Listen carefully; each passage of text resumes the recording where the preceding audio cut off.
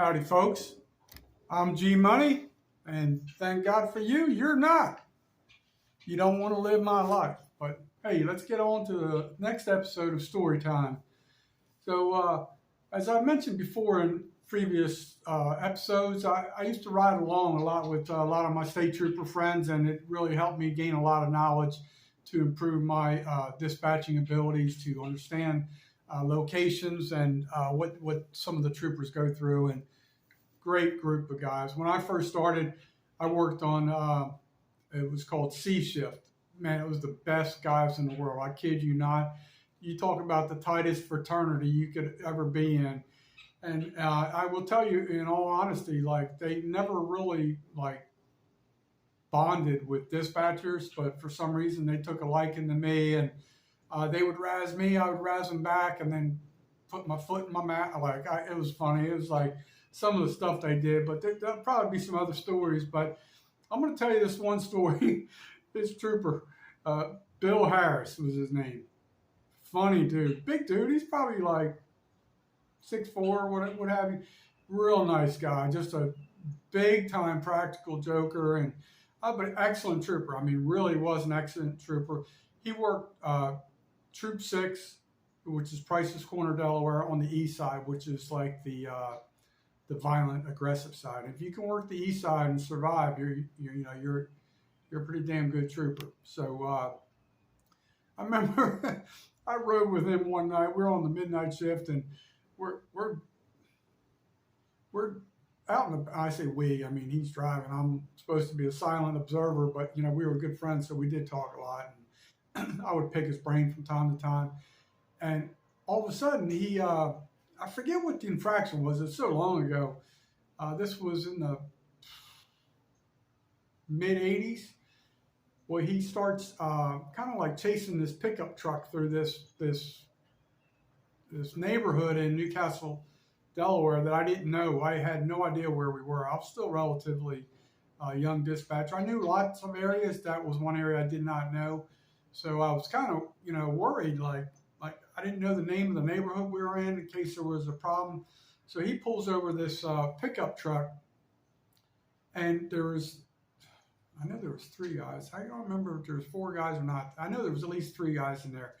But all of a sudden he's talking to them, and all of a sudden I see he's pulling out all these weapons, putting them on the top of the pickup truck, and I'm kind of really fearing, like if something goes down, I might have to call for assistance, and I don't even know where we are. So I always felt that's why I did ride along, so I could learn the area and be more productive, efficient dispatcher, even as a ride along. It just kind of really did stink that I didn't know where we were. So he pulls out all these weapons, and these guys, I guess, had gone hunting, and they were some, I'm going to say, it's not going to sound politically correct, but I'm just going to straight up tell you, these were some redneck fellas country boys from Tennessee. And they went hunting somewhere, I don't even remember if it was even hunting, whatever. I think they just wanted to make sure that, these people, weren't wanted, and, all the weapons were okay. And so it was the funniest daggone thing. Trooper Harris, he was a good dude. He was a really good dude. So he's talking to the guy, and he's asking him questions for some type of citation or what have you. And he asked the young fella, the guy that was driving the car, he says, how tall are you?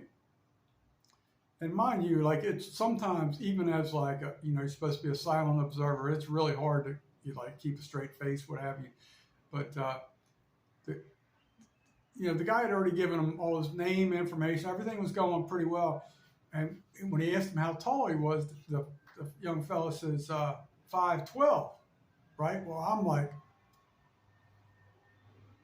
I am like, I'm dying now. I'm like, I'm trying not to be too vocal. And then Bill kind of looks at me and looks. So he asks him one more time. The guy says 5'12". So it was like, I think after a while, so he goes on and asks him a bunch of other questions. He comes back, and ask him about 2 or 3 more times, and I could not contain myself.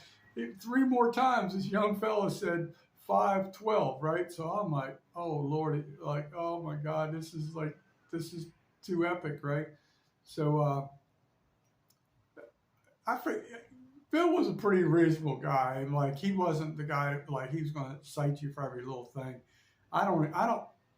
Best of my knowledge, I don't remember them getting towed away or anything like that. He might have given them like a citation for whatever they did, going through the stop sign or what, whatever the problem was. But that was a really funny episode of someone being 512 like 4 or 5 times in a conversation. That was so you never know what you could see out on the street. And I'm going to I'm going to give you a little teaser for one that also happened. I was talking to another trooper friend of mine one day.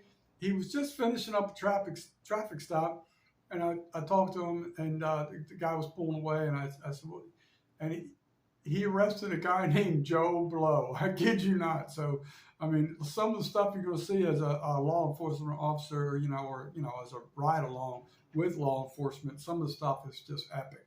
It'll make you laugh. It'll make you cry from laughter. And then some of the stuff is like downright serious and, life-threatening and crazy. But anyway, that's Storytime episode 47, I do believe. So peace out, folks. See you on the next one.